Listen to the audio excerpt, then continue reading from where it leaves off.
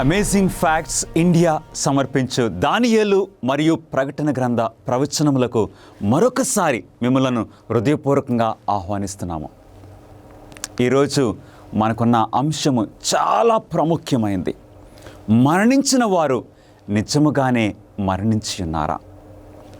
ఈ అంశము గురించి మనం తెలుసుకోవాల్సిన విషయములు అన్నీ కూడా ఈ పుస్తకంలో మీ కొరకు ప్రింట్ చేయబడి ఉన్నవి. ఈ పుస్తకమును మీరు పొందాలంటే స్క్రీన్ మీద ఉన్న ఆ నంబర్కి ఫోన్ చేయండి. మీకు ఉచితంగా మీ ఇంటికి పంపించబడుతుంది. అంత మాత్రమే కాదు, ఆ వెబ్సైట్ని దర్శించినట్లయితే ఈ పుస్తకాన్ని మీరు ఉచితంగా పొందవచ్చు. మరణించిన వారు నిజముగానే మరణించి ఉన్నారా? బైబిల్ ఏం సెలవిస్తుంది? ప్రార్థన చేసుకుని మనం తెలుసుకుందాం. మహాపరిశుద్ధుడైన మా ఘనమైన దేవ, ఈ సమయమందు మాతో మాట్లాడమని ప్రభువా, మీ పరిశుద్ధాత్మను మాకు బోధకునిగా అనుగ్రహించమని ఈ వాక్య పరిచర్య ద్వారా మీరే ఘనత, మహిమ, ప్రభావములు పొందవలసిందిగా మా ప్రభువును మీ ప్రియకుమారుడైన నజరేయుడైన యేసు క్రీస్తు నామములో అడిగి వేడుకొంచున్నాము తండ్రి, ఆమేన్. మొదటి సమూయేలు 28వ అధ్యాయంలో ఒక రాజు మనకు కనపడుతున్నాడు. ఆయన పేరు సౌలు రాజు. ఈ సౌలు రాజు ఇశ్రాయేలు ప్రజలను పరిపాలన చేసిన మొట్టమొదటి రాజు. ఈ సౌలు రాజును సమూయేలు ప్రవక్త అభిషేకించాడు. ఈ సౌలు రాజు ప్రారంభంలో దేవునికి విధేయత చూపించాడు. కానీ నెమ్మదిగా ఆయన రాజ్యము స్థిరపడినప్పుడు, ఆయన సింహాసనం స్థిరపడినప్పుడు దేవునికి దూరం అయిపోయాడు ఈ సౌలు రాజు. ఈ సౌలు రాజు 40 సంవత్సరాలు పరిపాలన చేశాడు. ఈ 40 సంవత్సరాల పరిపాలనలో చివరికి వచ్చేసరికి ఏం జరిగిందో తెలుసా? దుర్మార్గతలో ఆయన నిలిచిపోయాడు. ఒక రోజున ఫిలిస్తీయులు ఇశ్రాయేలు సైన్యాన్ని చుట్టుముట్టారు. ఇక సౌలుకు ఏం చేయాలో తోచట్లేదు. తనకు మార్గదర్శిగా ఉన్న సమూయేలు ప్రవక్త మరణించున్నాడు. ఈ పరిస్థితిలో సౌలు ఏం ఉద్దేశించాడో తెలుసా? దేవునికి ప్రార్థించినా జవాబులు రావడం లేదు. ఆ పరిస్థితిలో ఈ సౌలు తన సేవకులను పిలిచి ఈ విధంగా సెలవిచ్చాడు. మొదటి సమూయేలు 28వ అధ్యాయము 7వ వచనము.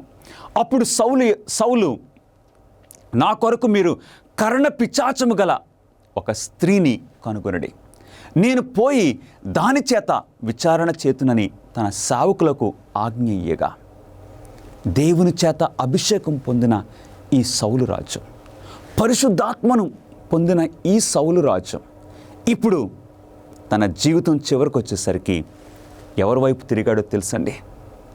కర్ణ పిచాచము గల ఒక స్త్రీని వెతికి ఆ స్త్రీ ద్వారా విషయములు తెలుసుకోవాలని ఆశపడ్డాడు. ఆ టైంలో ఏం జరిగిందో చూద్దామండి. మంత్రగత్తెను లేదా కర్ణ పిచాచము గల స్త్రీని ఎన్నడూ సంప్రదించకూడదని దేవుడు తన ప్రజలకు స్పష్టంగా ఆజ్ఞాపించాడు. లేవికాండము 19:31 ప్రకారంగా, అలాగే లేవికాండము 20వ అధ్యాయము 27వ వచనం ప్రకారం మంత్రగత్తెను కానీ కర్ణ పిచాచము గల వారితో మనకు ఎటువంటి సంబంధం ఉండకూడదని దేవుడు ఆయన పరిశుద్ధ గ్రంథములో తెలియచేశారు. కానీ సౌలు ఇప్పుడు దేవుని ఖచ్చితమైన సూచనలను పెద్దగా పట్టించుకోవట్లేదు. ఎందుకంటే దేవునికి అవిధేయతలో సౌలు నిలిచిపోయాడు, దుర్మార్గతలో స్థిరపడిపోయాడు ఈ సౌలు రాజు. ఇప్పుడు ఈ సౌలు ఏం చేశాడో తెలుసండి, ఆ కర్ణ పిచాచం గల స్త్రీ దగ్గరికి వెళ్ళాడు. ఆ స్త్రీ దగ్గరికి వెళ్ళి నాకు సమూయేలు ప్రవక్తను తీసుకుని రమ్మని చెప్పాడు.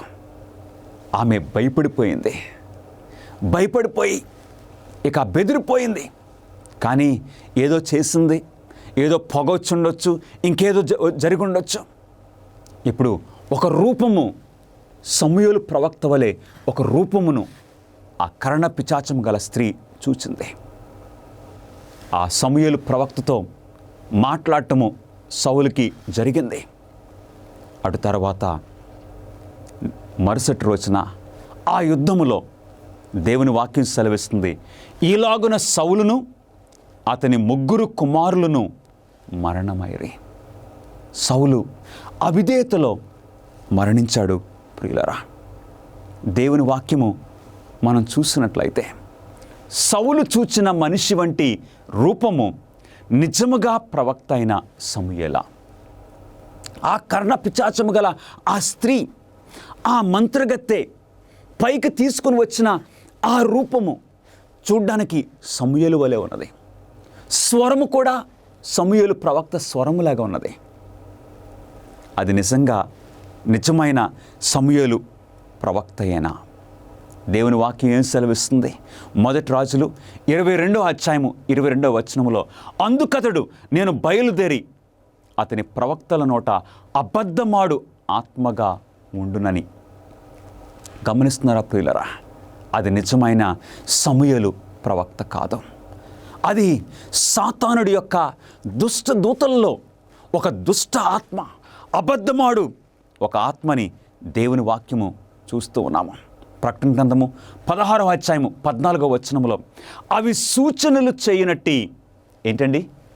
దయ్యముల ఆత్మలే. సాతానుడితో పాటు పరలోకము నుండి పడిపోయిన ఆ దురాత్మలు ఇప్పుడు చనిపోయిన వారి రూపములో సౌలు దగ్గరకు సమూయేలు ప్రవక్త ద్వారా వచ్చినారు. ఈ దురాత్మలు ఇంకేం చేస్తాయో తెలుసండి? సూచనలు చేస్తాయని దేవుని వాక్యము సెలవిస్తున్నది. అసలు చనిపోయిన వారు బ్రతికి ఉన్న వారితో సంభాషించడానికి లేదా వారిని వెంటాడడానికి తిరిగి వస్తారా? బైబిలు ఏమి సమాధానం ఇస్తుంది? చనిపోయిన వారు బ్రతికున్న వారితో సంభాషించడానికి, కలుసుకోవడానికి తిరిగి వస్తారా? యోబు గ్రంథము 14వ అధ్యాయము 21వ వచనములో దేవుని వాక్యము ఈ విధంగా సెలవిస్తుంది, వారి కుమారులు ఒకవేళ ఘనత వహించినను అది వారికి తెలియకపోవును. చనిపోయిన వారికి, ఆ చనిపోయిన వ్యక్తి యొక్క కుమారులు కానీ, కుమార్తెలు కానీ, కుటుంబ సభ్యులు కానీ ఘనత వహించినను అది వారికి తెలియకపోవును. వారు ఒకవేళ అణిగిపోయినను అట్టి గతి వారికి పట్టినని వారు గ్రహింపకయుందురు. చనిపోయిన వారికి ఏమీ తెలీదు. వారి కుటుంబానికి ఏం జరిగిందో, ఏం జరుగుతుందో చనిపోయిన వారు గ్రహించలేరని దేవుని వాక్యం సెలవిస్తుంది. ప్రసంగి గ్రంథము 9వ అధ్యాయము 5వ వచనములో, చచ్చిన వారు ఏమీయూ ఎరుగరు, వారికి ఇక ఏ లాభమును కలుగదు. చనిపోయిన వారికి ఏమీ ఎరుగరు, వారికి ఏమీ తెలీదు, వారికి ఏ లాభము కలుగదు. దేవుని వాక్యము సెలవిస్తుంది, చనిపోయిన వారి పేరు మరుబడి ఉన్నది.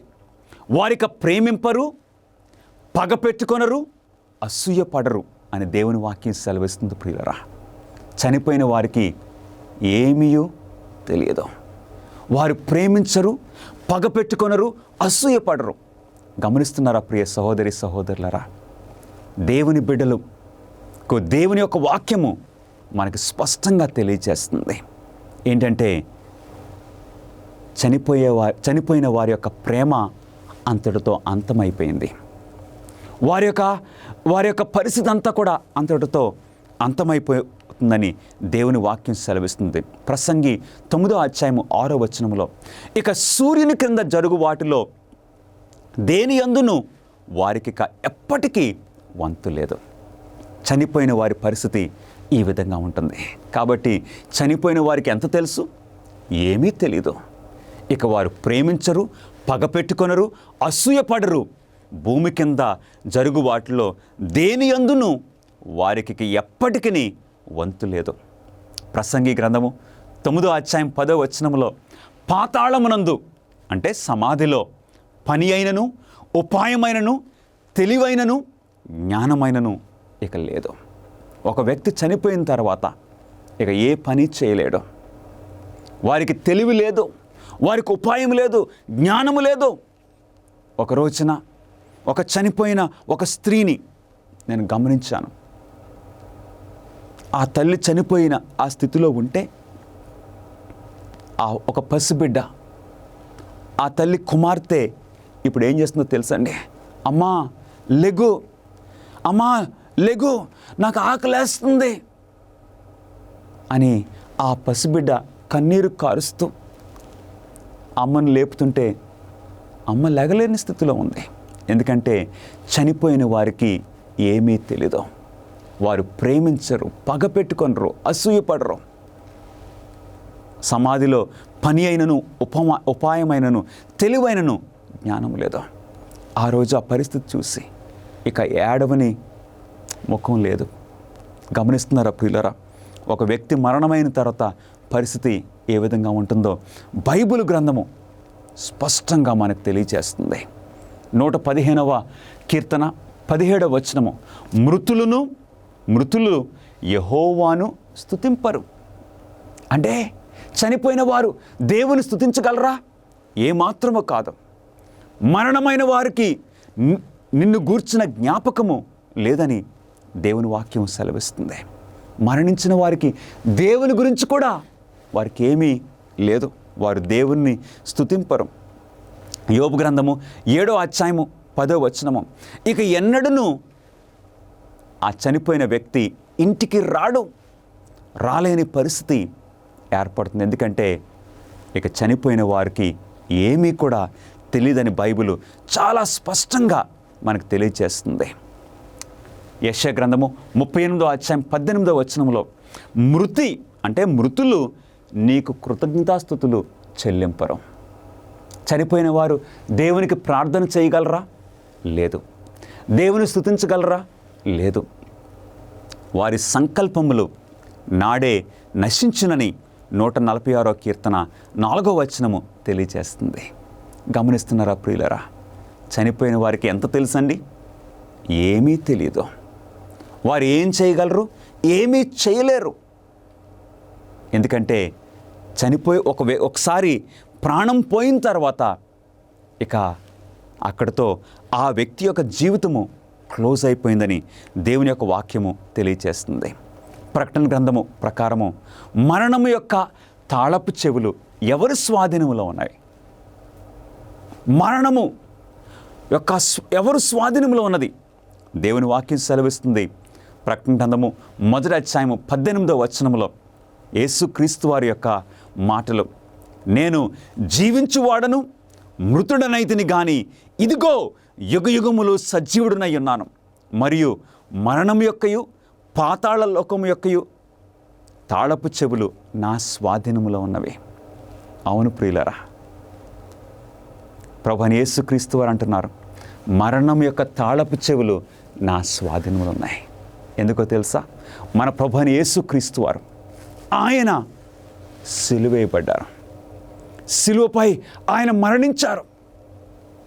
కానీ మరణాన్ని జయించి, సమాధిని జయించి మన ప్రభువైన యేసుక్రీస్తు వారు సమాధిలో నుండి బయటకు వచ్చారు. అందుకే మన ప్రభువైన యేసుక్రీస్తు వారు ఏమని సాక్ష్యం ఇస్తున్నారో తెలుసండి? మరణం యొక్కయు పాతాళ లోకం యొక్కయు తాళపు చెవులు నా స్వాధీనములు ఉన్నాయి. అంటే మరణం మీద ఎవరికి అధికారం ఉందో తెలుసండి? Only Christ. యేసుక్రీస్తుకు మాత్రమే ఈ భూమి మీద జీవించిన ప్రతి వ్యక్తి కూడా మరణం యొక్క గుప్పిట్లో చిక్కుకుపోయారు. కానీ ఈ భూమి మీద జన్మించి, ఈ భూమి మీద 33.5 సంవత్సరములు జీవించి మన ప్రభువైన యేసుక్రీస్తు వారు మరణాన్ని జయించారు. హల్లెలూయా. మరణం యొక్క తాళపు చెవులు మన ప్రభువైన యేసుక్రీస్తు వారి స్వాధీనంలో ఉన్నాయి. దేవుడు ఆదియందు ఎట్లు నరుణ్ణి నిర్మించెను. అవును, మరణంలో మానవ స్థితిని మనం గ్రహించాలంటే అసలు దేవుడు మానవుణ్ణి సృష్టించినప్పుడు ఏం చేశారో దానిని బట్టి మనం గ్రహించవచ్చు. దేవుని వాక్యము సెలవిస్తుంది, దేవుడు అసలు ఆదిలో మానవుణ్ణి, నరుణ్ణి ఏ విధంగా సృష్టించారు. ఆదికాండము 2వ అధ్యాయము 7వ వచనము, దేవుడైన యెహోవా నేలమట్టితో నరుణ్ణి నిర్మించి వాని నాసికారంధ్రములలో జీవాయువును ఊదగా నరుడు జీవాత్మ ఆయన. గమనిస్తున్నారా ప్రియులరా? దేవుడు సృష్టించినప్పుడు దేవుడు సమస్తమును నోటి మాటతో సృష్టించారు. కానీ నరుణ్ణి నిర్మించే ఆ టైం వచ్చేసరికి దేవుడు ఏం చేశారో తెలుసండి? ఆయన చేతి పనిగా దేవుడు మానవుణ్ణి నిర్మించారు. నేల మట్టితో దేవుడు నరుని నిర్మించి వాని నాసిక రంధ్రములలో జీవాయువును ఉదగా నరుడు జీవాత్మ ఆయనని వాక్యం సెలవిస్తుంది. అవును, మరణమందు ఏమీ జరుగును. ఒక వ్యక్తి మరణించినప్పుడు ఏం జరుగుతుంది? దేవుని వాక్యం సెలవిస్తుంది. ప్రసంగి 12వ అధ్యాయము 7వ వచనములో, మొన్నైనది వెనుకటి వలనే మరలా భూమికి చేరును. ఒక వ్యక్తి మరణించినప్పుడు మనము మన్నులో నుండి, ఈ మట్టిలో నుండి తీయబడ్డాం కనుక సృష్టికర్త ఏం సెలవిచ్చారు? ఆదికాండము 3వ అధ్యాయంలో, నీవు మన్నులో నుండి తీయబడ్డావు కాబట్టి తిరిగి మన్నుకి నువ్వు చేరతావు. అవును, సృష్టికర్త మాటలు ఇక్కడ నెరవేరుతున్నాయి. మొన్నైనది వెనుకటి వలనే మరలా భూమికి చేరును. ఒక వ్యక్తి చనిపోయినప్పుడు మనం ఏం చేస్తున్నాం ప్రియులారా? ఆ వ్యక్తి చనిపోయినప్పుడు ఇక మన ఇంట్లో ఉంచుకోవట్లేదు, ఆ వ్యక్తిని ఎక్కడ ఉంచట్లేదు, తీసుకుని వెళ్ళి క్రైస్తవులైతే సమాధి చేస్తున్నారు, ఇతరులైతే కాల్చి వేస్తున్నారు. ఇక వేరు వేరు విధాలుగా మన ఇంట్లో ఉంచుకోవట్లేదు. మనం సమాధి చేసినా, కాల్చినా, ఇంకేం చేసినా సరే మట్టి మరలా మట్టికి చేరిపోతుంది. హల్లెలూయా. ఆత్మ అనగా జీవాయువు దాన్ని దయచేసిన దేవుని యొద్దకు మరలా పోవును. జీవాయువు అంటే ఆ ప్రాణము దేవుని యొద్దకు మరలా పోతుందని దేవుని వాక్యం సెలవిస్తుంది. జీవాయువు అంటే బైబిల్లో వేరువేరు చోట్ల వేరువేరు విధాలుగా తర్జుమా చేయబడింది. జీవాయువు అంటే యోబు గ్రంథము 27వ అధ్యాయము 2వ వచనం ప్రకారంగా, నా ఊపిరి ఇంకనూ నాలో పూర్ణంగా ఉండుటను బట్టియు దేవుడిని ఆత్మ నా నాసికారంధ్రములలో ఉంటను బట్టియు. అంటే ఆ జీవాయువు అంటే ఏంటండి? ఊపిరని యోబు గ్రంథము 27వ అధ్యాయము 2వ వచనం. ఆ ఊపిరి ఉన్నంతకాలము మనిషి బ్రతుకుంటున్నాడు. కానీ ఆ ఊపిరి పోయినప్పుడు, ఆ జీవాయువు పోయినప్పుడు ఏమైపోతుంది? ఇక మనిషి చనిపోయాడు. మరణానికి దగ్గరైన అనుభవాల సంగతి ఏమిటి? కొంతమంది వారు తెలియజేస్తూ ఉంటారు, ఇదిగో నేను మరణమైనప్పుడు ఎక్కడికో వెళ్ళిపోయాను, మరలా తిరిగి వచ్చి వారు అనుభవాలు చెప్తూ ఉంటారు. అది వాస్తవం కాదు ప్రియులారా. ఎందుకంటే దేవుని యొక్క వాక్యము చక్కగా సెలవిస్తుంది, మరణించినప్పుడు మృతులు ఎక్కడికి వెళ్తారు? యోబు గ్రంథము 21వ అధ్యాయము 32వ వచనము చాలా స్పష్టంగా తెలియజేస్తుంది. మరణించిన వారు సమాధికి తేబడుదురు, సమాధి శ్రద్ధగా కావలి కాయబడును. అవును ప్రియులారా, దేవుడు మానవులను మన్నులో నుండి, మట్టిలో నుండి ఆయన స్వహస్తములతో సృష్టించారు కాబట్టి, అవును, మానవులు మరణించినప్పుడు ఏ వ్యక్తి అయినా సరే, ఏ కులానికి చెందనివ్వండి, ఏ ఏ దేశానికి చెందనివ్వండి, ఏ భాష మాట్లాడినా, పరిస్థితి ఎలాగున్నా సరే, ఒక వ్యక్తి మరణించినప్పుడు దేవుని దృష్టిలో ఏంటో తెలుసండి, ఆ వ్యక్తి యొక్క సమాధి శ్రద్ధగా కావలి కాయబడును. ఆ వ్యక్తి యొక్క మట్టి ఎక్కడ కలిసిపోయిందో దేవుడు శ్రద్ధగా కాస్తున్నారు. అంటే దాని అర్థం ఏంటో తెలుసా ప్రియులరా? God takes note of you. నీవు జీవించున్నప్పుడు దేవుడు నిన్ను గమనిస్తున్నారు. నీవు మరణించినప్పుడు కూడా నిన్ను భద్రంగా ఆయన కాపాడుతున్నారు. ఎందుకంటే ఒక రోజున నిన్ను దేవుడు పునరుద్ధానులుగా చేయబోతున్నారు. అంటే దేవుని యొక్క ప్రేమను మనం గమనిస్తున్నాం. యోహాను సువార్త 5వ అధ్యాయము 28వ వచనంలో మన ప్రభువైన యేసుక్రీస్తు వారు ఈ విధంగా సెలవిస్తూ ఉన్నారు. సమాధులలో ఉన్న వారందరూ ఆయన శబ్దం విని బయటకు వచ్చెదరు. సమాధులలో ఉన్న వారందరూ కూడా ఆయన శబ్దం విని, ఎవరి శబ్దం తెలుసా? సృష్టికర్త యొక్క శబ్దం విని సమాధుల్లో ఉన్న వారందరూ బయటకు వస్తారు. అంటే కేవలము నీతిమంతులు మాత్రమేనా, లేక దుర్మార్గులు మాత్రమేనా? యోహాను సువార్త 5వ అధ్యాయము 29వ వచనంలో దేవుని వాక్యం సెలవిస్తుంది, మేలు చేసిన వారు జీవ పునరుద్ధానమునకును, కీడు చేసిన వారు తీర్పు పునరుద్ధానమునకును బయటకు వస్తారు. గమనిస్తున్నారా ప్రియులారా? చనిపోయిన ప్రతి వ్యక్తి కూడా సమాధుల్లో నుండి బయటకు వచ్చే ఒక సమయము ఉన్నది, దేవుడు నిర్ణయించారు. బైబిల్లో రాజైన దావీదు గురించి ఈ బైబిల్ స్పష్టంగా మనకు తెలియజేస్తుంది. రాజైన దావీదు 40 సంవత్సరాలు దేవుని బిడ్డలను ఒక రాజుగా పరిపాలన చేశాడు. దేవుని చిత్తానుసారుడని దేవుని వాక్యం సెలవిస్తుంది. రాజైన దావీదు రక్షింపబడునని బైబిల్ స్పష్టం చేయుచున్నది. అయితే అతడు ప్రస్తుతము పరలోకములో ఉన్నాడా? రాజైన దావీదు చనిపోయాడు. చనిపోయిన తర్వాత సమాధి చేయబడ్డాడు. మరి దావీదు చనిపోయిన తర్వాత పరలోకానికి వెళ్ళాడా? ఇప్పుడు దావీదు పరలోకములో జీవిస్తూ ఉన్నాడా? దేవుని వాక్యము ఏమి తెలియజేస్తుందో ఒకసారి మనం అందరం చదువుదామండి. అపోస్తల కార్యములు 2వ అధ్యాయము 29వ వచనం, సహోదరులారా, మూల పురుషుడగు దావీదుని గురించి మీతో నేను ధారాళంగా మాట్లాడవచ్చు. మూల పురుషుడు అంటే దావీదు. యేసుక్రీస్తు వారిని దావీదు కుమారుడని పిలిచేవారు. ఇక్కడ పేతురు మాట్లాడుతున్నాడు.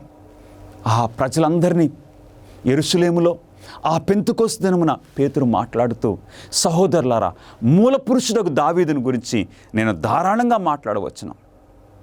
పేతురు అంటున్నాడు, దావీదు పరలోకమునకు ఎక్కిపోలేదు. అవును ప్రియులారా, దేవుని వాక్యం సెలవిస్తుంది. అపోస్తల కార్యములు 2వ అధ్యాయం 34వ వచనము, మన మూల పురుషుడకు దావీదు చనిపోయాడు, ఆయన సమాధి యెరూషలేములో ఉన్నది, దావీదు పరలోకమునకు ఎక్కిపోలేదు. హల్లెలూయా. అంటే దావీదు ఇప్పుడు ఎక్కడున్నాడు? చనిపోయిన రాజైన దావీదు ఇప్పుడు ఎక్కడున్నాడు? సమాధిలో ఉన్నవాడు. ఎంత స్పష్టంగా ఉంది దేవుని యొక్క వాక్యము. ఇప్పుడు పరలోకములో ఎవరన్నా ఉన్నారా? మరి ఈ భూమి మీద జీవించిన వ్యక్తుల్లో ఎవరన్నా పరలోకంలో ఉన్నారా? దావీదైతే పరలోకంలోకి ఎక్కిపోలేదని వాక్యము స్పష్టంగా తెలియజేస్తుంది. పరలోకములో ఎవరన్నా ఉన్నారా?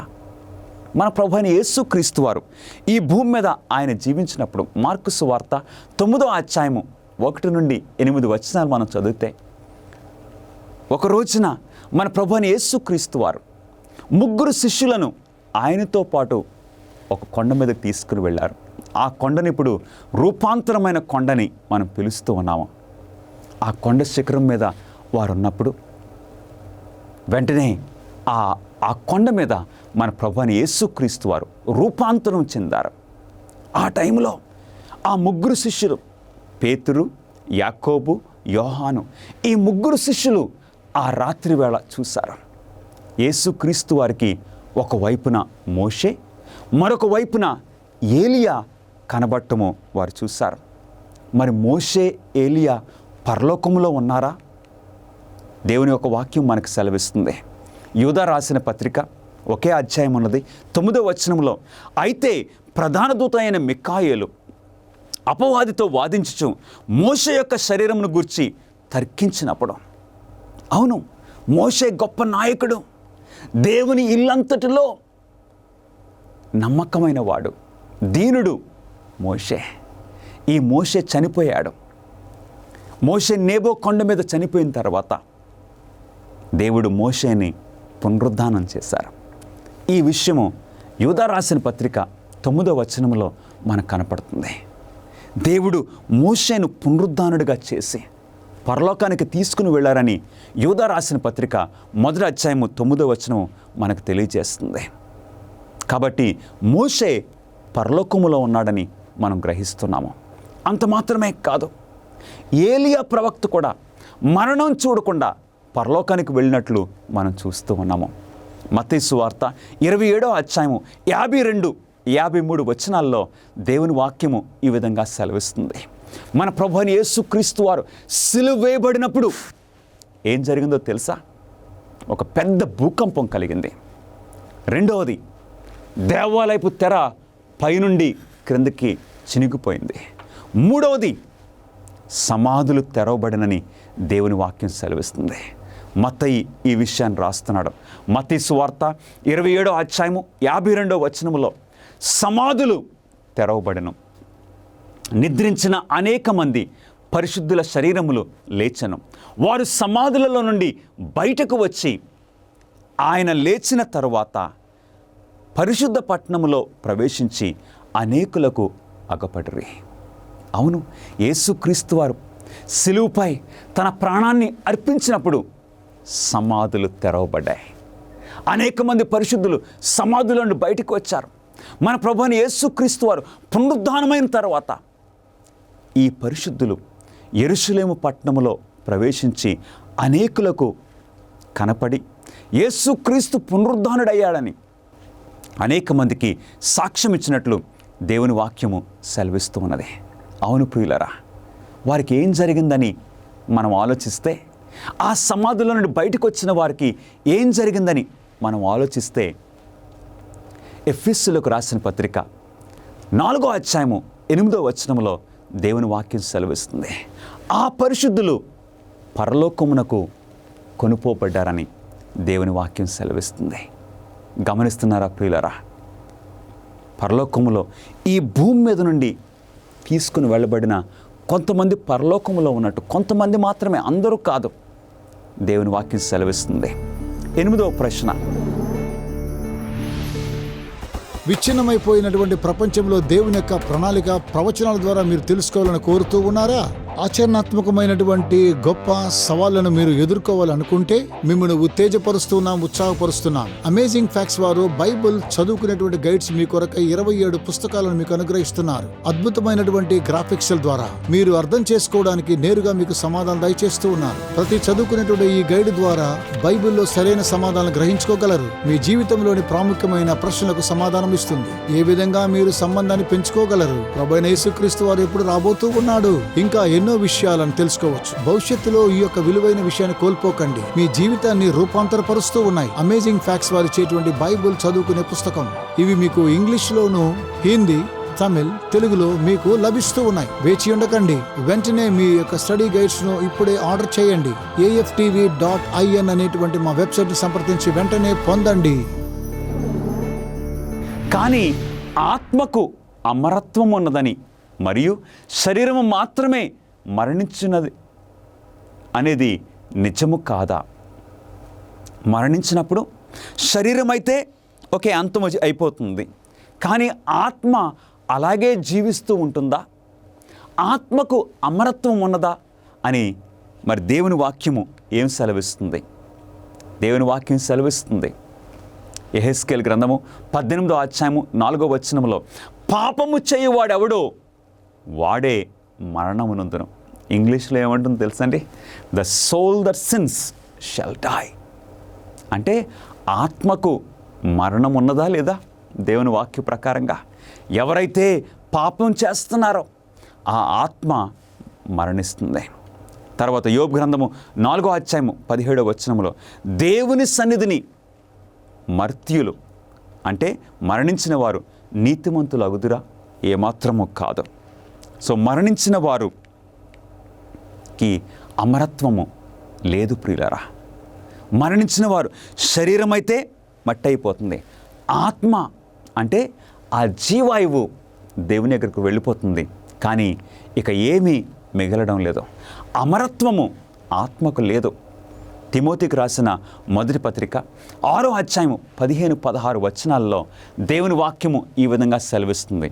ఆ సర్వాధిపతి అంటే దేవుడు రాజులకు రాజును ప్రభువులకు ప్రభువునై ఉండి ఉన్నాడు.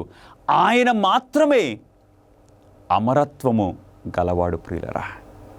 దేవునికి మాత్రమే అమరత్వము ఉన్నది. మన శరీరాలు మర్త్యమైనవి, మన పరిస్థితి మర్త్యమైనది. Only God has immortality. కాబట్టి ఆత్మ జీవిస్తూనే ఉంటుందన్నది అసత్యమని బైబిల్ మనకు బోధిస్తుంది. నీతిమంతులకు ఎప్పుడు అమరత్వము ఇయ్యబడును.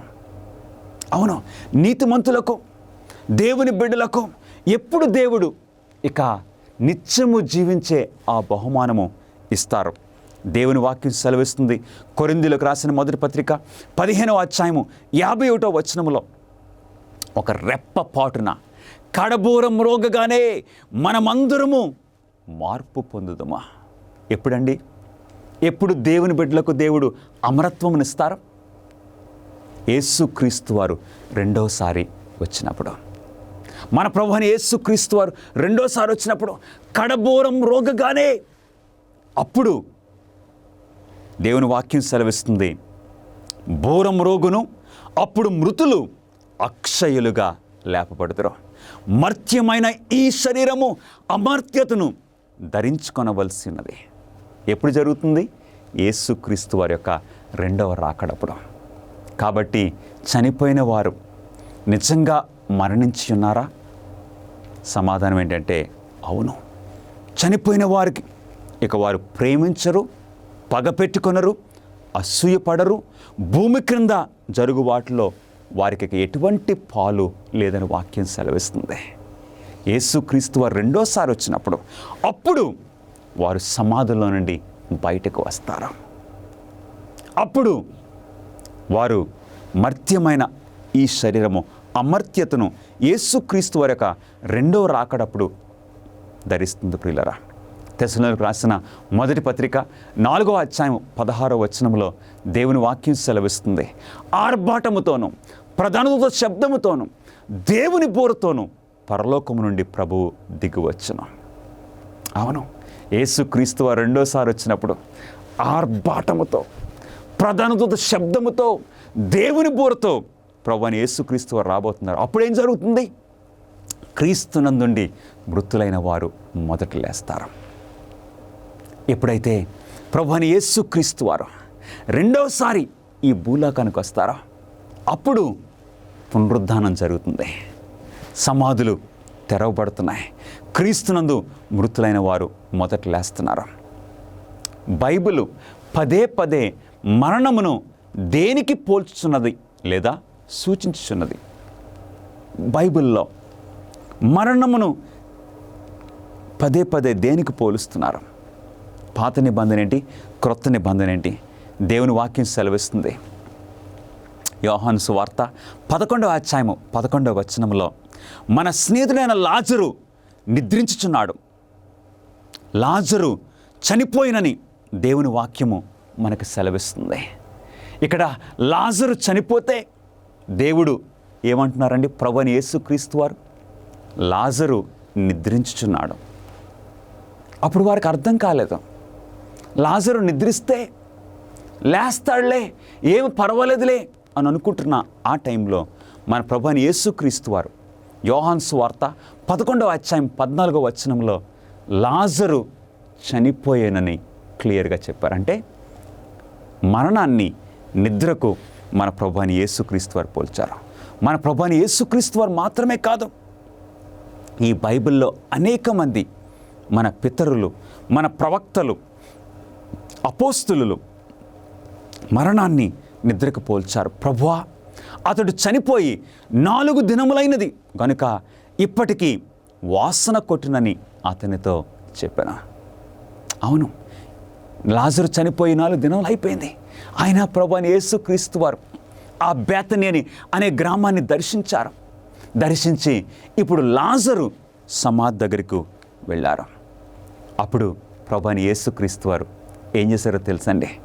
ఆయన అలాగూ చెప్పి లాజరు బయటకు రమ్మని బిగ్గరగా చెప్పగా చనిపోయిన వాడు కాళ్ళు చేతులు ప్రేత వస్త్రములతో కట్టబడిన వాడై వెలుపలికి వచ్చిన. గమనిస్తున్నారా ప్రియులరా? లాజరు నిద్రించాడని ప్రభువైన యేసుక్రీస్తు వారు అన్నారు. ఆ నిద్రను అంటే మరణాన్ని నిద్రకు పోల్చినట్లు మనం చూస్తూ ఉన్నాము. ఎలాగైతే లాజరును బయటకు పిలిచారో మన ప్రభువైన యేసుక్రీస్తు వారు, అలాగే నిద్రించిన అంటే సమాధి చేయబడిన లేక మరణించిన ప్రతి ఒక్కరిని కూడా మన ప్రభువైన యేసుక్రీస్తు వారు బయటకు రప్పించబోతున్నారు. సమాధులు తెరవబడును. నిద్రించిన అనేక మంది పరిశుద్ధుల శరీరములు లేచునని వాక్యము మనకు సెలవిస్తుంది ప్రియులరా. యేసునందు నిద్రించిన వారిని దేవుడు ఆయనతో కూడా వెంటబెట్టుకొని వచ్చునని వాక్యము మనకి సెలవిస్తున్నది. కీర్తనలు 13వ కీర్తన 3-4 వచనాల్లో, యెహోవా నా దేవా, నా మీద దృష్టి ఉంచి నాకు ఉత్తరం ఇమ్ము, నేను మరణ నిద్ర నొందకుండాను వాణ్ణి గెలిచితినని. అంటే కీర్తనల్లో కూడా మరణాన్ని నిద్రకు పోలుస్తూ ఉన్నారు. అవును ప్రియులరా, ఈ బైబిల్లో అనేక సార్లు 50 సార్లు కంటే ఎక్కువగా, ఇంచుమించు 50 సార్లు బైబిల్లో మరణాన్ని నిద్రకు పోల్చారు. ఎందుకంటే ఈ బైబిలు పునరుద్ధానము గురించి మాట్లాడుతుంది. యేసుక్రీస్తు వారు కూడా మరణించి ఎలాగ పునరుద్ధానమయ్యారో దేవుని బిడ్డలు కూడా పునరుద్ధానం అవుతున్నారు. 11వ ప్రశ్న, మంత్రగాళ్ళు, మంత్రగత్తెలు మరియు భూత వైద్యులు చనిపోయిన వారిని సంప్రదించలేరు. That's correct. కనుక మరి వారు ఎవరిని సంప్రదించుచున్నారు? చనిపోయిన వారితో ఇక మనం సంభాషణ పెట్టుకోవడానికి లేదు. చనిపోయిన వారితో బ్రతుకున్న వారికి ఎటువంటి పాలు లేదు. కాబట్టి ఈ మంత్రగాళ్ళు, మంత్రగత్తెలు, భూత వైద్యులు చనిపోయిన వారితో వారేమీ సంప్రదించలేరు. కనుక కానీ ఎవరిని సంప్రదిస్తున్నారు? దేవుని వాక్యము ఈ విషయాన్ని బట్టబయలు చేస్తుంది. ప్రకటన గ్రంథము 16వ అధ్యాయము 14వ వచనంలో ఏంటండి? అవి సూచనలు చేయనట్టి దెయ్యముల ఆత్మలే. అంటే ఈ మంత్రగత్తెలు, ఈ మంత్రగాండ్లు, భూత వైద్యం చేసేవారు చనిపోయిన వారితో కాదండి వారు సంప్రదించేది. ఎవరితో సంప్రదిస్తున్నారు? దురాత్మలతో. గమనిస్తున్నారా ప్రియులారా? సాతాను యొక్క దూతలతో, దుష్ట దూతలతో వారు సంప్రదిస్తున్నారు, కనెక్షన్స్ పెట్టుకుంటున్నారు. అది చాలా డేంజరస్ అని వాక్యము సెలవిస్తున్నది. చనిపోయిన వారి ఆత్మలు నిజముగా సజీవంగా ఉన్నాయని మనము నమ్మాలని సాతానుడు ఎందుకు కోరుకుంటున్నాడు? అవును ప్రియులారా, చనిపోయిన వారు నిజంగా ఎక్కడో ఉన్నారు, ఎక్కడో తిరుగుతున్నారు, ఏదో లోకములో ఉన్నారు, లేక పరలోకములో ఉన్నారు అని మనం నమ్మాలని సాతానుడు ఎందుకు కోరుకుంటున్నాడో తెలుసా? దేవుని వాక్యం తెలియజేస్తుంది. మత్తయి సువార్త 24వ అధ్యాయము 24వ వచనము అందరం చదువుదామండి. అబద్ధపు క్రీస్తులను, అబద్ధపు ప్రవక్తలను వచ్చి సాధ్యమైతే ఏర్పరచబడిన వారి సహితము మోసపరచుటకై. సాతాను యొక్క మోసములు జరగాలంటే, మోసములు సాతానుడు మనల్ని మోసం చేయాలంటే ఆ అసత్యాన్ని మనం నమ్మునట్లు చేయాలి. అందుగురించి సాతానుడు మనం చనిపోయిన వారు ఎక్కడో ఉన్నారని మనం నమ్మితే వాడి మోసాలు చెల్లుతాయి. కానీ దేవుని వాక్యము సాతాను యొక్క మోసముల గురించి బట్టబయలు చేస్తూ ఉంది. గమనిస్తున్నారా ప్రియ సహోదరి, సహోదరుడా? చనిపోయిన వారు ప్రేమించరు, పగపెట్టుకొనరు, అసూయపడరు. గొప్ప సూచక్రియలను, మహత్కార్యములను కనపరచెదరు. ఇదిగో ముందుగా నేను మీతో చెప్పి ఉన్నాను. ప్రత్యేకంగా ఈ చివరి దినాల్లో అబద్ధపు క్రీస్తులు వచ్చి అనేకులను, పలువురిని మోసపరుస్తారు. ఎలాగండి? ఈ సూచక్రియల ద్వారా. ఈ సూచక్రియలను ఎవరు చేస్తున్నారు? ఆ దురాత్మలు చేస్తున్నారు. ఆ దురాత్మలు ఉన్నాయని మనం ఎలా నమ్ముతున్నాం? చనిపోయిన వారి గురించి మనకి సరైన అవగాహన లేకపోతే మనం మోసపోయే అవకాశం ఉన్నది. అందుగురించి బైబిల్ మరణించిన వారి గురించి ఏం తెలియజేస్తుందో మనం నేర్చుకోవటం చాలా ప్రాముఖ్యము. ప్రియ సహోదరుడా, సహోదరి. 13వ ప్రశ్న, అంత్య దినములలో సాతానుడు ప్రయోగించు ఈ దురాత్మల శక్తి ఎంత ప్రభావవంతంగా ఉండును? ఈ చివరి దినాల్లో ప్రత్యేకంగా యేసుక్రీస్తు వారి యొక్క రెండో రాకడ ముందు ఈ దురాత్మల శక్తి ఎంత ప్రభావవంతంగా ఉంటుందో దేవుని వాక్యం సెలవిస్తుంది. ప్రకటన గ్రంథము 18వ అధ్యాయము 22వ వచనము, జనములన్నీయు నీ మాయా మంత్రముల చేత మోసపోయాయి. ఎంతమందిని మోసం చేయబోతున్నాడు సాతానుడు? జనములన్నీయు ఈ మాయా మంత్రముల చేత మోసం చేయబోతున్నాడు. అందుగురించే దేవుడు నీవు మోసపోకూడదని, ప్రియ సహోదరుడా, ప్రియ సహోదరి, నీవు మోసపోకూడదని దేవుడు ఈ వాక్యాన్ని నీకు ఈరోజు అందిస్తూ ఉన్నారు. దయచేసి ఈ విషయాలు నువ్వు నిర్లక్ష్యం చేయొద్దు. భూనివాసులు అందరినీ కూడా మోసం చేయాలని సాతానుడు ప్రయత్నిస్తూ ఉన్నాడు. అలాగే ప్రకటన గ్రంథము 18వ అధ్యాయము 2వ వచనములో మహాబబులోను కూలిపోయాను. ఎందుకు ఈ బబులోను కూలిపోయింది? ఇక్కడ ప్రకటన గ్రంథము 18వ అధ్యాయంలో ఈ బబులోన్ అంటే ఒక పట్టణం కాదండి, ఆత్మీయ బబులోను గురించి మాట్లాడుతుంది. ఆత్మీయ బబులోన్ అంటే ఒక సంఘం గురించి, క్రైస్తవ సంఘం గురించి. ఎవరైతే దేవుని నుండి దూరం అయిపోయారో, ఎలా క్రైస్తవులు దేవుని యొక్క ఆజ్ఞలను విడిచిపెట్టి, దేవుని యొక్క పద్ధతులను విడిచిపెట్టి దూరం అయిపోయారో వారిని ప్రకటన గ్రంథము ఆత్మీయ బబులోన్ అని పిలుస్తుంది. ఇప్పుడు దేవుని వాక్యం సెలవిస్తుంది. ప్రకటన గ్రంథము 18వ అధ్యాయము 2వ వచనములో మహాబబులోను కూలిపోయాను. ఎందుకు ఈ క్రైస్తవులు దేవుని వాక్యం నుండి దూరం అయిపోయారు? ఎందుకు వారు బబులోన్ అయిపోయారు? ఎందుకో తెలుసా? అది దెయ్యములకు నివాస స్థలమును, ప్రతి అపవిత్రాత్మకును ఉనికి పట్టును అయినందుకు. ఆ దెయ్యముల బోధలకు వారు చెవిని ఇచ్చారు. ఆ దెయ్యముల బోధలను వారు నమ్మారు. అందుగురించి దేవునికి దూరం అయిపోయారు, దేవుని నుండి తొలగిపోయారు. ప్రియ సహోదరుడా, సహోదరి, వారి రక్షణను పోగొట్టుకున్నారు. నీ పరిస్థితి ఏంటి? నా పరిస్థితి ఏంటి? దేవుడు పిలుస్తున్నారు. మహాబబులోను కూలిపోయాను, కూలిపోయాను. అందుగురించి దేవుడు అంటున్నారు ప్రకటన గ్రంథము 18వ అధ్యాయము 4వ వచనములో, నా ప్రజలారా మీరు దానిని విడిచి రండని దేవుడు పిలుస్తూ ఉన్నారు. దానిని విడిచి మీరు రండి అని పిలుస్తున్నారు. ప్రకటన గ్రంథము 12వ అధ్యాయము 9వ వచనములో, కాగా సర్వలోకమును మోసపుచ్చుచు అపవాదనియు సాతాననియు పేరుగల ఆది సర్పము.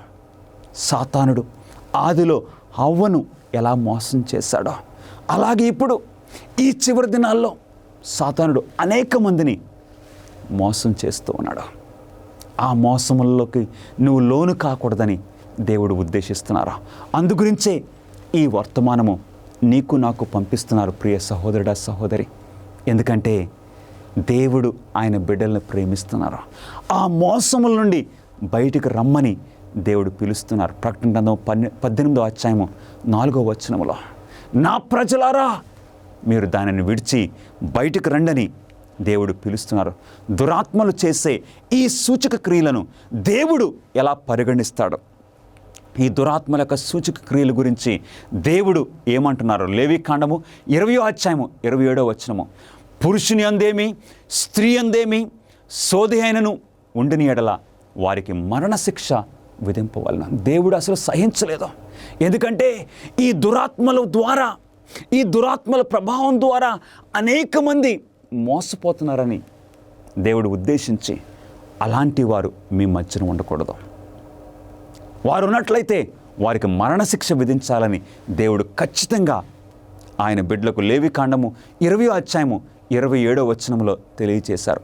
తిమోతికి రాసిన మొదటి పత్రిక 4వ అధ్యాయము 1-2 వచనములు, కొందరు అబద్ధికుల వేషధారణ వలన మోసపరుచు ఆత్మల యందును దయ్యముల బోధ యందును లక్ష్యముంచి విశ్వాస భ్రష్టులగుదురు. వారు విశ్వాసాన్ని విడిచిపెట్టేస్తున్నారు, వారు భ్రష్టులైపోతున్నారు. అందుగురించే దేవుడు ఆ దెయ్యముల బోధలతో మనకి ఏమి వద్దు, మీరు వాటి నుండి బయటకు రండని దేవుడు పిలుస్తున్నారు. సౌలు తన రక్షణను ఎందుకు కోల్పోయాడు? సౌలును పరిశుద్ధాత్మ ఎందుకు విడిచిపెట్టిపోవాల్సి వచ్చింది? ఎందుకంటే సౌలు ఈ దురాత్మల విషయాల్లో చిక్కుకుపోయాడు. ఎందోరులో ఉన్న మంత్రగతి దగ్గరకు సౌలు వెళ్ళాడు, రక్షణ కోల్పోయాడు. ప్రియులరా, నా ప్రియ సహోదరుడా సహోదరి, నీ రక్షణ గురించి, నీవు రక్షింపబడాలని ఉద్దేశించి దేవుడు పిలుస్తూ ఉన్నారు. కొందరు అబద్ధికుల వేషధారణ వలన మోసపరుచు ఆత్మల యందును దయ్యముల బోధ యందును లక్ష్యముంచి విశ్వాస భ్రష్టులగుదురు. నీవు అవ్వకూడదని దేవుడు ఆశపడుతున్నారు. ప్రియ సహోదరుడా సహోదరి, నిష్ఫలమైన అంధకార క్రియలలో పాలివారై ఉండకుడే. ఆ విషయాల్లో మీరు అసలు దాని జోలికి వెళ్ళకూడదని దేవుడు మనకి తెలియజేస్తున్నారు. అవును ప్రియులరా, గలతీయులకు రాసిన పత్రికలో ఆ శరీర క్రియల్లో ఒక విషయం ఉందండి. శరీర కార్యములు స్పష్టమైనవి. అవేవనగా వ్యభిచారము అంటే జారత్వము, అపవిత్రత, విగ్రహారాధన అంటే సోది చెప్పుట. ఆ సోదే దగ్గరకు మనం వెళ్ళకూడదు. ఆ సోదే చెప్పే వారి దగ్గరికి మనం ఎటువంటి సంబంధం పెట్టుకోకూడదు. మాంత్రికులను అగ్ని గంధకములతో మండు గుండములో పాలు పొందుదురు, ఇది 2వ మరణము. ఎవరైతే దురాత్మలతో సంబంధం పెట్టుకుంటారో అలాంటి వారికి గతి ఏంటో తెలుసా ప్రియులరా? వారికి శిక్ష ఏంటో తెలుసా? నరకాగ్నిలో దేవుడు వారిని శిక్షించబోతున్నారు. ఇదే 2వ మరణము. వారికి పరలోకము లేదు. కాబట్టి దేవుడు తన ప్రజలకు ఏ అద్భుతమైన దైవశక్తిని ఇచ్చును. దేవుని వాక్యం సెలవిస్తుంది, ఆయన పునరుద్ధాన బలమును ఎరుగు నిమిత్తమున దేవుడు నీకు నాకు ఆయన పునరుద్ధాన శక్తిని ఇవ్వాలని దేవుడు ఆశపడుతున్నారు. ప్రియ సహోదరుడా సహోదరి, యేసుక్రీస్తు వారిచ్చే ఆ పునరుద్ధాన శక్తిని పొందటానికి నీవు ఇష్టపడుచున్నావా? అవును, యేసుక్రీస్తును మనం నమ్మినట్లయితే మరణించినా మనం భయపడనక్కర్లేదు. ఎందుకంటే వారిని యేసుక్రీస్తు వారు 2వసారి వచ్చినప్పుడు ఆయన సమాధుల నుండి బయటకు పిలుస్తారు. నీ జీవితంలో పునరుద్ధానం యొక్క శక్తి నీకు ఇవ్వాలని ఆశపడుచున్న మన ప్రభువైన యేసుక్రీస్తును నీవు అంగీకరించాలని అనుకుంటున్నావా? ఒక రోజున ఒక కుటుంబంలో మరణం జరిగింది. అమ్మ చనిపోయింది. ఇక ఆ భర్త చాలా దుఃఖంలో మునిగిపోయాడు. వారికి ఒక చిన్న కుమార్తె ఉన్నది. ఆ కుమార్తె కూడా డిసోరియంట్ అయిపోయింది. అంటే ఇక ఆ బిడ్డకి అర్థం కావడం లేదు, ఎందుకు అమ్మ మరణించింది. నాన్నను ప్రశ్న అడుగుతుంది, అమ్మ ఎందుకు మరణించాలి అని నాన్నగారిని అడిగింది. నాన్నగారు కూడా దుఃఖంలో ఏమీ చెప్పలేని స్థితిలో ఉన్నారు. ఇప్పుడు ఆ అంత్యక్రియలు అన్నీ ప్లాన్ చేశారు. వారు ఇప్పుడు ఆ సమాధిని చేయటానికి ఆ సమాధి తోటకి వారు ప్రయాణమై వెళుతున్న ఆ పరిస్థితిలో ఈ తండ్రి ఆ కుమార్తె ఒక కారులో కూర్చున్నారు. ఆ సమాధి కార్యక్రమానికి వారు కారులో వెళుచున్న ఆ పరిస్థితిలో ఏం జరిగింది? వారు వెళుతున్నప్పుడు మధ్యాహ్నం పూట ఎండ గట్టిగా కాస్తుంది. ఆ టైంలో వారు దుఃఖంగా ఉన్నారు. ఒకచోట ట్రాఫిక్ లైట్ ఆగింది. రెడ్ లైట్ పడేసరికి అన్నీ ఆగిపోయినవి. వారి కారు ముందు ఒక పెద్ద లారీ ఉంది. ఆ లారీ తండ్రి చూశాడు. ఈ ఎండకి ఆ లారీ యొక్క నీడ ఆ పక్కన ఫుట్పాత్ మీద పడుతుంది. తండ్రికి ఒక ఆలోచన కలిగింది. వెంటనే తండ్రి కుమార్తెను చూసి, అమ్మా, నీకు ఆ లారీ కనపడుతుందా అన్నాడు. అవును నాన్న అని చెప్పింది కుమార్తె. ఆ లారీ యొక్క నీడ కనపడుతుందా? అవును నాన్న. ఆ లారీ యొక్క నీడ ఆ ఫుట్పాత్ మీద పడుతుంది. అమ్మా, ఒకవేళ నువ్వు ఎన్నుకోవాల్సి వస్తే ఆ లారీ నీ మీద వెళ్ళాలని నీవు ఆశపడుతున్నావా, లేక ఆ లారీ యొక్క నీడ నీ మీద పడాలని ఆశపడుతున్నావా? వెంటనే పాప తెలివైంది. ఏం చెప్పిందో తెలుసా? ఆ లారీ నా మీద నుండి వెళ్తే నేను చచ్చిపోతాను, కానీ ఆ లారీ నీడ నా మీద పడితే నాకేం పర్వాలేదు. వెంటనే తండ్రి ఆ కుమార్తెను దగ్గరికి తీసుకుని ఏమన్నాడో తెలుసా? అమ్మా,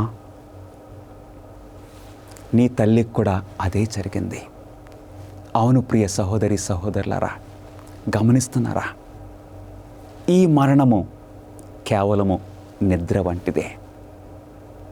కేవలం నిద్ర వంటిదే. అసలు మరణం యొక్క శిక్ష ఎవరు భరించారు? ఒక లారీలాగా దేవుని యొక్క శిక్ష మన ప్రభువైన యేసుక్రీస్తు వారు సిలువుపై మరణించారు. ఇప్పుడు మానవులుగా మనకొచ్చే ఈ మరణము కేవలము నిద్ర వంటిదే.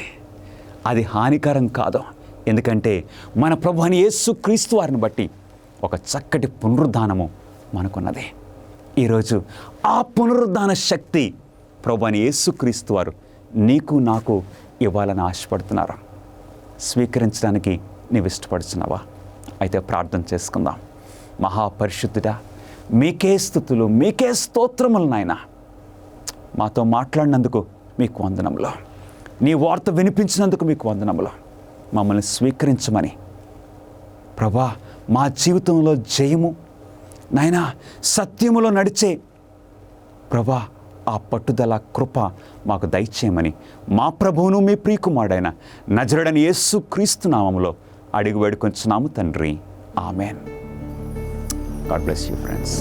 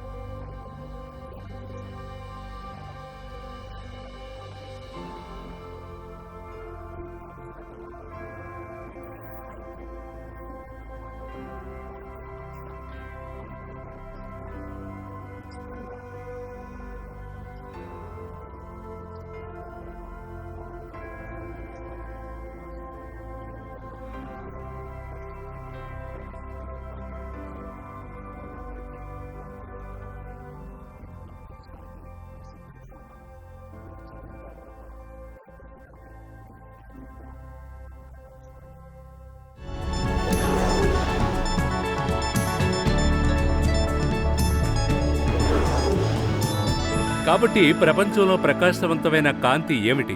మీరు ద సన్ అని చెప్తారు, కానీ మేము ప్రపంచంలో ప్రకాశవంతమైన మానవ నిర్మిత కాంతి గురించి మాట్లాడుతున్నాం. లాస్ వేగస్లోని లక్సార్ అని పిలువబడే పిరమిడ్ ఆకారంలో ఉన్న హోటల్ పైకప్పు నుండి ప్రకాశించే కాంతి ఇది. ఆ హోటల్ టోపీలో 39 వాషింగ్ మెషిన్ సైజ్ జెనాన్ బల్బులు ఉన్న గది ఉంది. మరియు ఆ బల్బులు ప్రతిదానికి 7000 వాట్స్ అవసరం. మొత్తంగా అవి సుమారు 40 మిలియన్ల కొవ్వొత్తి శక్తిని ఉత్పత్తి చేస్తాయి. ప్రతి నెల లక్సార్ హోటల్ యొక్క ఆ విద్యుత్ బిల్లు వస్తుందని ఊహించుకోండి. ఆ కాంతి ఎంత ప్రకాశవంతంగా ఉంటుందంటే విమానాలు దానిని 250 మైళ్ల దూరంలో చూడగలవు.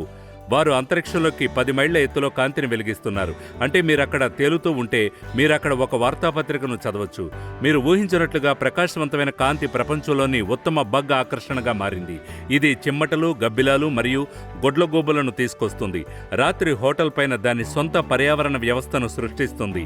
కానీ ప్రపంచంలో ప్రకాశవంతమైన కాంతి గురించి విచారకరమైన విషయం ఏంటంటే, ముఖ్యంగా రాత్రి గాలి ఏ కణాలు లేకుండా స్పష్టంగా ఉన్నప్పుడు కాంతి దేనిని తాకదు మరియు అది కనిపించదు. ఇది ఖాళీ ప్రదేశంలోకి దూసుకెళ్తుంది. ప్రపంచంలోని ప్రకాశవంతమైన కాంతి దేనిని ప్రకాశింపజేయదు.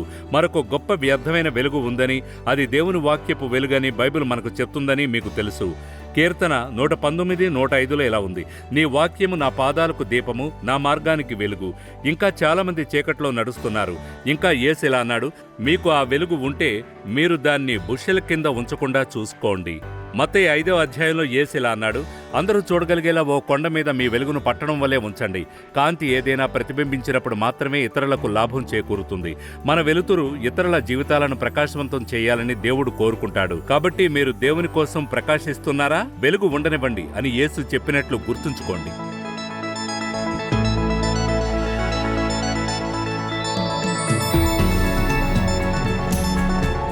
మరిన్ని అమేజింగ్ ఫ్యాక్ట్స్ వీడియోల కోసం మా యూట్యూబ్ ఛానల్ దర్శించండి. సబ్స్క్రైబ్ చేయడం మర్చిపోవద్దు.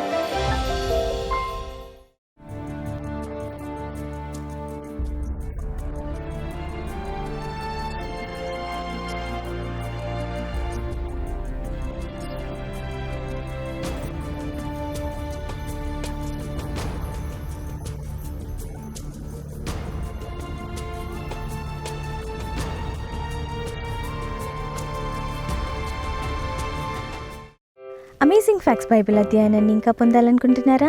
మీరు మరింత సత్యంతో కూడిన దివ్య కార్యక్రమాలను వీక్షిస్తూ దేవునిలో ఆనందించడానికి వచ్చే వారం వరకు వేచి ఉండవలసిన అవసరం లేదు. AFTV.in అనే వెబ్సైట్లో అమేజింగ్ ఫ్యాక్ట్స్ ఇండియా మీడియా లైబ్రరీని దర్శించండి.